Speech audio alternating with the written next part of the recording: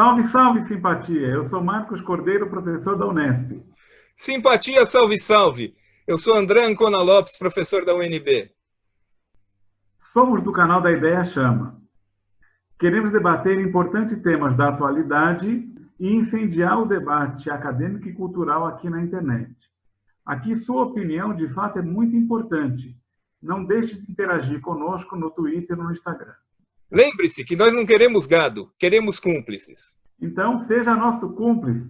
Hoje vamos discutir o filme Ovo da Serpente, de Ingmar Bergman, que mostra as condições sociais que levaram a uma sociedade fascista.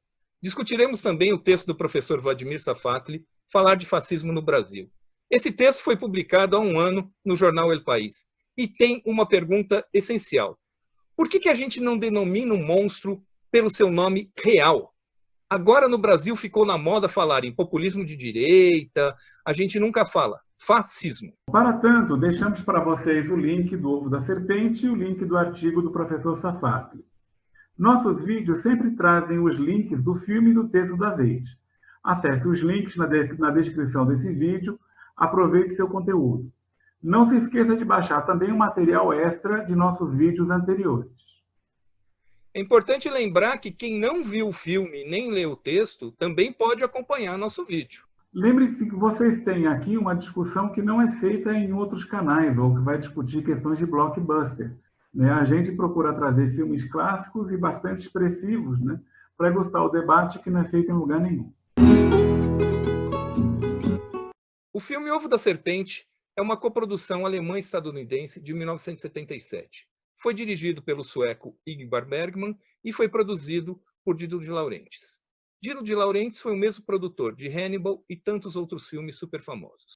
O título do filme faz menção à peça Júlio César de Shakespeare, a uma fala de Brutus. Brutus defende que César seja assassinado, César que foi seu protetor.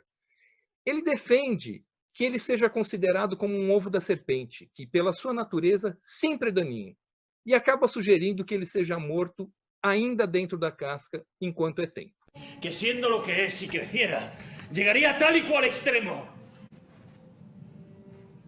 Así que comparémosle a un huevo de serpiente que incubado sería dañino por naturaleza. Y matémosle en el cascarón. O filme se passa em Berlim em novembro de 23, que foi o ano que Hitler tentou aquele golpe que não deu certo, o putsch da cervejaria de Munique. Foi preso e lá na prisão escreveu a sua famosa obra Mein Kampf.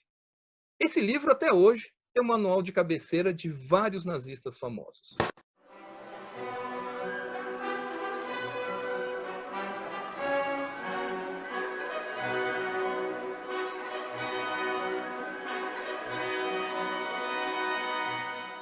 Vamos destacar aqui 3 características marcantes do filme: a extrema pobreza, os experimentos humanos e a ideia de um projeto autoritário a médio prazo.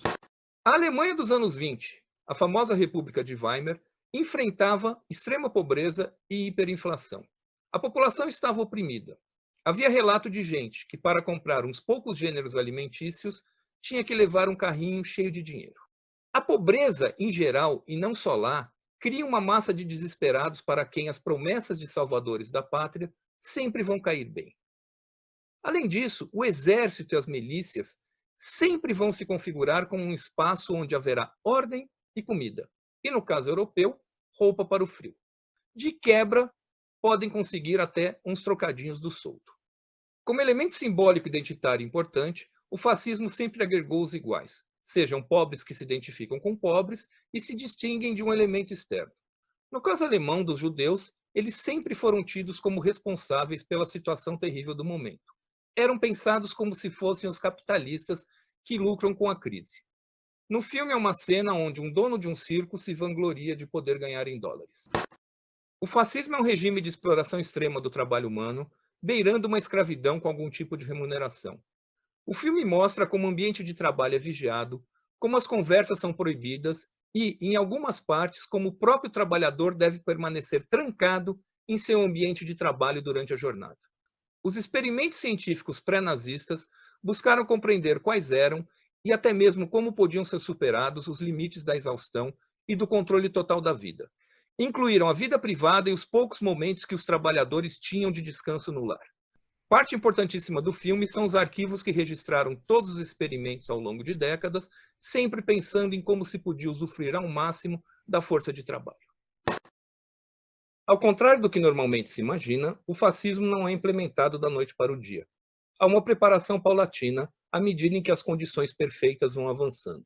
Na cena final do filme, o cientista nazista é perfeitamente consciente de que não se trata de um plano para ser implementado naquele exato momento, e sim algo para um espaço de 10 anos, quando a desesperança da população será tão brutal que a adesão em massa ao fascismo será entendida como a única e a melhor alternativa. Hitler, naquele momento, é tido como um bufão, alguém que apenas faz o circo ficar ativo enquanto o prato principal vai sendo cozinhado. Isso coloca um interessante paralelo com o nosso contexto atual. Não se trata de entender a emergência de um modelo fascista, porém um começo de um processo a fogo lento, iniciado com o golpe branco contra a presidente Dilma. Na Alemanha de Weimar, o putsch de Hitler é derrocado e o bufão só irá chegar ao poder 10 anos depois. A pergunta que não cala é se, no nosso caso, com o resultado das últimas eleições, houve uma queima de etapas ou se ainda existe espaço para que esse projeto possa ser derrotado. É interessante que o filme traz temas que são muito familiares para a gente hoje em dia. Entre eles a gente conta a desesperança, a desorganização social, a banalização da morte, o desprezo pela vida dos mais vulneráveis. Além disso, a desmoralização do sistema sempre abre espaço para que supostos salvadores da pátria autoritários se apresentem. O fracasso do putsch da cervejaria de 9 de novembro de 1923, quando ainda se contava com a fortaleza da democracia da República de Weimar, foi apenas uma etapa no caminho do nazismo. A gente tem que ficar bastante esperto, né, porque uma eleição também pode ser apenas uma etapa na consolidação de um regime de força. A sociedade brasileira tem que ficar muito atenta e tem que aprender com a história. É interessante notar que a ascensão do nazismo, tal como na década de 30, e a ascensão de movimentos proto-fascistas, neofascistas, na última década, tem a ver com a crise. No caso nosso, é importante notar que a crise de 2008, que começou com a quebra do banco Lehman Brothers, jogou por terra as ilusões liberais de que o processo de globalização, que foi vendido como a melhor estratégia para o desenvolvimento e a felicidade das pessoas, havia falhado. A recessão, o desemprego, a concentração de renda, o acelerado processo de desindustrialização e o medo nos países ocidentais abriram espaço para a ascensão de forças fascistas que usaram o ressentimento dos pobres para suas estratégias de poder. Assim está sendo nos Estados Unidos de Trump, na Hungria de Orbán ou na Polônia dos irmãos Kaczynski, e mesmo no Brasil atual. O nacionalismo é a palavra de ordem dos fascistas, mas longe da população, o interesse nacional é vendido pelos fascistas às potências estrangeiras. Para eles, como foram na década de 1930, os novos párias são os imigrantes, os negros, os homossexuais, os artistas e os professores. Professor também? Ih, Marquinho, ora lascou. A disseminação do preconceito é potencializada pelo uso de mídias sociais, como na década de 1930 o foi pelo rádio e pelo cinema. Chama a atenção algo que foi ressaltado por Safatli, o fato de a imprensa denominar a nova onda fascista como populista, populista de direita. Ora, as coisas devem ser descritas pelo seu nome, mesmo porque populismo é o conceito mais impreciso das ciências sociais. Como a gente pode levar a sério um conceito que vale tanto para um fascista quanto para um socialista? Quando alguém compra um saco de arroz no mercado, sabe o que está levando. Deveria ser assim com o rótulo dos movimentos políticos. Outro ponto que eu gostaria de ressaltar acerca da convergência entre os movimentos da década de 30 e os movimentos atuais é o fato de que os super ricos, eles estão por detrás do financiamento de grupos fascistas. Naquela época, eram a Ford, a Shell, a Krupp e outras grandes empresas que patrocinavam esses grupos extremistas para sufocar a voz dos pobres e da democracia liberal. Vale lembrar que o livro Mein Kampf, do Adolf Hitler, muitas de suas passagens foram copiadas do livro O Judeu Internacional, de Henry Ford. A propósito, hoje em dia, vemos fundações patrocinadas por bilionários apoiando esse movimento, como a Heritage Foundation e a Koch. Da mesma forma que no Brasil, grandes grupos empresariais financiam uma enorme máquina de disseminação de mentiras pelas redes sociais. É importante prestar atenção. A agenda econômica dos bilionários de antes e de hoje não é oculta. O que querem é pagar menos impostos, cortar os gastos sociais, reduzir o tamanho do Estado. Por outro lado, para conter uma massa sem esperança, defendem a violência desse mesmo Estado contra aqueles que lutam por justiça, direito e igualdade. Enquanto isso, em meio à crescente desigualdade e misérias, os pobres, na visão deles, deveriam sofrer as suas agruras e ficar calados, e ficar aguardando uma vida melhor na próxima encarnação.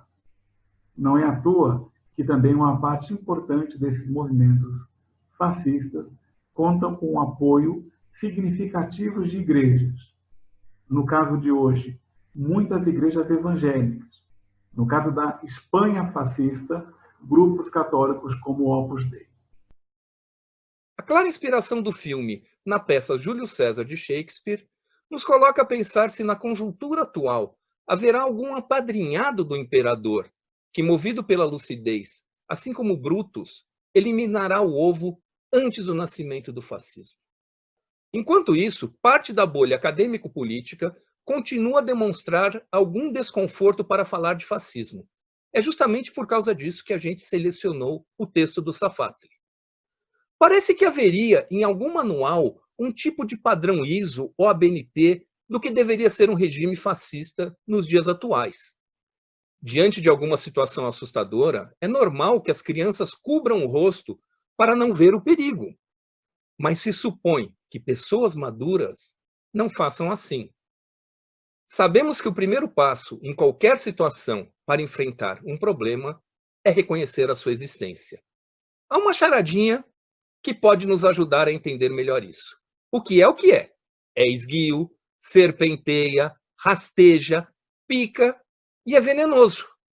No seu ovo, assim que se forma, o animal adulto já pode ser visto em sua totalidade. O que seria? Afinal, o que é que vem antes, o ovo ou a serpente? É fascismo em elaboração? Sim. Quem já nos conhece já sabe. Nossos programas sempre têm como base um texto e um filme. Baixe os textos dos nossos programas passados e assistam os filmes. No próximo encontro, vamos trabalhar com a doutrina do choque, documentário feito a partir do livro homônimo da ativista canadense Naomi Klein. Para a discussão, selecionamos a resenha do livro feita pelo intelectual italiano Benedetto Vecchi, A Doutrina do Choque, uma contra-história do neoliberalismo. Sugerimos também um segundo texto, de Agustin Gherardini, sobre o mesmo tema.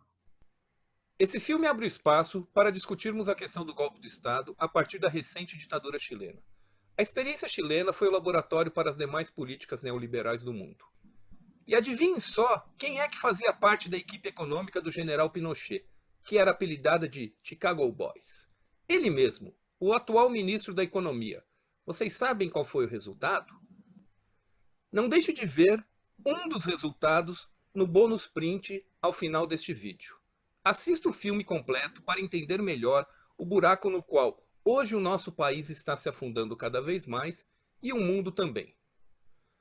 Mande as suas opiniões para o canal e indique também temas que você gostaria de debater.